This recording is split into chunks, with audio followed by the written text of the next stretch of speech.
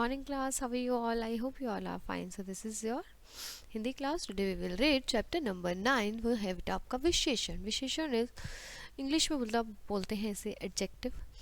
निम्नलिखित वाक्यों में आए रंगीन छपे शब्दों या पदों पर ध्यान दीजिए.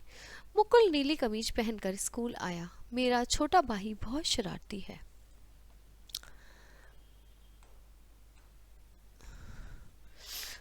भाई छोटा खीर बनाने के लिए 3 लीटर दूध.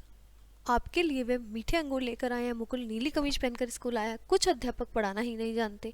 मकान बनाने के लिए 10-12 मजदूर चाहिए. आप थोड़ा सा दूध ही ले लें. मेरा बेटा फ्रांस जा रहा है. तो बेटा ये सब क्या है हमारे जो हैं विशेषण. नीली, छोटा, मीठे शब्द अपनी अपनी संज्ञाओं के गुण बता रहे हैं कि कमीज का रंग कैसा है, नीला. भाई जो है वो छोटा है. अंगूरों का स्वाद मीठा है. 3 लीटर दूध, कुछ या थोड़ा सा शब्द अपनी अपनी संज्ञाओं का परिमाण बता रहे हैं, मतलब मात्रा बता रहे हैं. 10-12 से संख्या का पता चल रहा है. मेरा बेटे विषय के बारे में बता रहे हैं कि यह किसका बेटा है. तो कहने का तात्पर्य है कि सभी शब्द किसी न किसी रूप में आगे आने वाली संज्ञाओं से किसी न किसी की विशेषता को प्रकट कर रहे हैं, और जो शब्द संज्ञा के पूर्व लगाकर उसकी विशेषता बताते हैं उन्हें हम विशेषण कहते हैं. जो शब्द संज्ञा सर्वनाम की विशेषता, गुण, संख्या, मात्रा, परिमाण बताते हैं उसे विशेषण कहते हैं. जिन संज्ञाओं की विशेषता बताई जाती है उन्हें विशेष्य कहते हैं. ठीक है, जैसे कमीज की विशेषता बताई जा रही है तो कमीज इज विशेष्य और नीली इज विशेषण. भाई इज विशेष्य और छोटा इज विशेषण. अब विशेषण के बेटा भेद हमारे 4 भेद होते हैं: गुणवाचक, संख्यावाचक, परिमाणवाचक और सार्वनामिक विशेषण. ठीक है, तो सबसे पहले आता है बेटा हमारा गुणवाचक. गुणवाचक जो है संज्ञा या सर्वनाम शब्दों के गुण, दोष, स्वाद, रंग, आकार और अवस्था आदि विशेषताओं का बोध कराने वाले शब्द गुणवाचक विशेषण कहलाते हैं. जैसे कि बेटा आपका गुण, विराट कैसा बालक है, परिश्रमी बालक है. उस कायर वेणुगोपाल की बात मत करो, तो दोष है ये उसका. आम कैसा है, मीठा है. रंग कैसा है कुर्ते का, नीला है. गुंबद कैसी है, गोल है आकार. और रोशनलाल की अवस्था कैसी है, बूढ़ी. तो अच्छा, झूठा, चमकीला, ऊंचा, चौड़ा, खट्टी, नमक, खुशबूदार, पश्चिमी, नई, युवा, भारतीय, विदेशी, प्राचीन आदि गुणवाचक विशेषण हैं. क्यों? क्योंकि ये सब क्या बता रहे हैं, गुण बता रहे हैं. गुण, दोष, स्वाद, रंग, आकार और अवस्था जहां बताई जाए वहां होता है गुणवाचक विशेषण. अब संख्या कब आती है? जो शब्द संज्ञा सर्वनाम शब्द की संख्या का बोध कराते हैं वो संख्यावाचक विशेषण कहलाते हैं. जैसे बिटिया के लिए 6 के ले आइए, दूसरी खिड़की खोल दी. संख्यावाचक विशेषण 2 प्रकार के होते हैं: निश्चित संख्यावाचक और अनिश्चित संख्यावाचक. जिन विशेषण शब्दों से प्राणियों, व्यक्तियों और वस्तुओं की निश्चित संख्या का पता चले उन्हें निश्चित संख्यावाचक विशेषण कहते हैं. जैसे हमारे मकान में 5 कमरे हैं. चिरौंजी लाल का दूसरा बेटा इलाहाबाद में रहता है.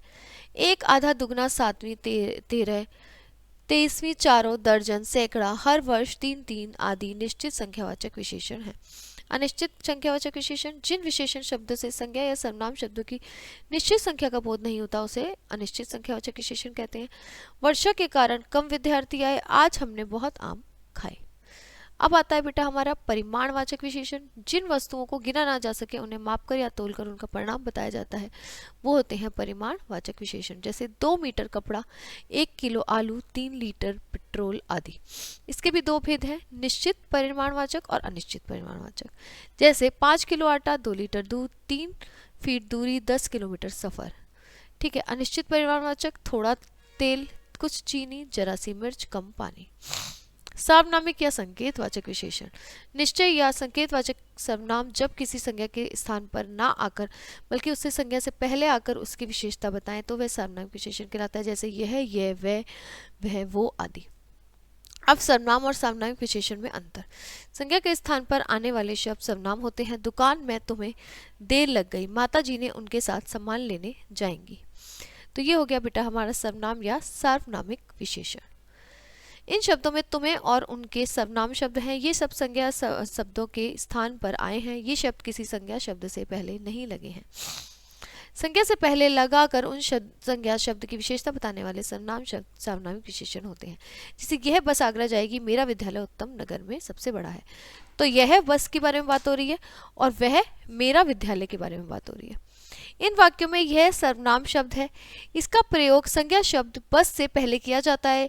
यह शब्द सर्वनाम होने पर भी संज्ञा की विशेषता प्रकट कर रहा है, इसीलिए यह सार्वनामिक विशेषण है। इसी प्रकार मेरा सर्वनाम शब्द होने पर भी विद्यालय की विशेषता प्रकट कर रहा है, इसलिए मेरा सर्वनामिक विशेषण है। विशेषणों की रचना। कुल शब्द मूल रूप में विशेषण होते हैं तथा कुछ विशेषण संज्ञा, सर्वनाम या क्रियाओं से भी बनाए जाते हैं। आइए ऐसे कुछ शब्दों से परिचित होते हैं। जैसे संज्ञा शब्दों से विशेषण। ई प्रत्यय लगाकर। सुंदर का सुंदरी, भीतर का भीतरी, पाप का पापी, अनुभव का अनुभवी, धन का धनी, उपयोग का उपयोगी, लोभ का लोभी, बंगाल का बंगाली, स्वार्थ का स्वार्थी, विदेश का विदेशी, बाहर का बाहरी और गुण का गुणी।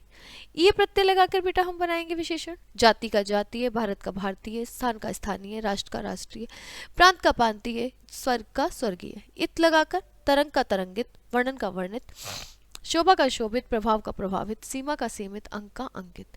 निय या अणीय प्रत्यय लगा के सम्मान का सम्मानीय, पूजा का पूजनीय, मान का माननीय माननीय, आदर का आदरणीय, उल्लेख का उल्लेखनीय। इम प्रत्यय लगा के रक्त का रक्तिम, स्वर्ण का स्वर्णिम, अंत का अंतिम। आ प्रत्यय लगा के भूख का भूखा, सच का सच्चा, प्यार का प्यारा, प्यास का प्यासा, भटक का भटका, झूठ का झूठा। आलू और आलू प्रत्यय लगा के कृपालु, ईर्ष्यालु, दयालु और झगड़ालू। एरा प्रत्यय लगा के सपेरा, मौसेरा, ममेरा, चाचेरा, फूफेरा और लुटेरा। एला प्रत्यय लगा के वनोला, विशोला। वान प्रत्यय लगा के बल का बलवान, दया का दयावान, धन का धनवान, गाड़ी का गाड़ीवान, कोच का कोचवान, मूल्य का मूल्यवान। वाला प्रत्यय लगा के दूध वाला, सब्जी वाला, दुकान वाला, फूल वाला, फल वाला, घर वाला। मान प्रत्यय लगा के बुद्धिमान, शक्तिमान, गतिमान। इला प्रत्यय लगा के चमकीला, रंग रंगीला, सुर सुरीला, सच सजीला, रस रसीला, शर्म शर्मीला। एक प्रत्यय लगा के साहित्यिक, काल्पनिक, सामाजिक, शारीरिक, आर्थिक, ऐतिहासिक, शाब्दिक और वार्षिक, नैतिक, पारिवारिक, नागरिक और साप्ताहिक। क्रियाओं से विशेषण शब्द बनाएंगे। जैसे लिखना का लिखित, वंदना का वंदित, रखना का रखवाला, पथ का पतित, चलना का चालू, निंदा करना का निंदित, कहना का कथित, झगड़ना का झगड़ालू, बिकना का बिकाऊ, पढ़ना का पढ़ाकू और पठ का पठित, लड़ना का लड़ाकू, भागना का भागने वाला, खाना का खाऊ, मरना का मरियल। सर्वनामों से विशेषण शब्द। यह का ऐसा, कौन का कौन सा, जो का जैसा, मैं का मुझसा, कोई का कोई सा, आप का आपसा, तुम तुमसा, वह वैसा, क्या कैसा।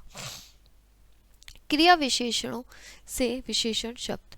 भारी का भारी, नीचे का नीच, पीछे का पिछला, अंदर का अंदरूनी, ऊपर का ऊपरी, आगे का अगला।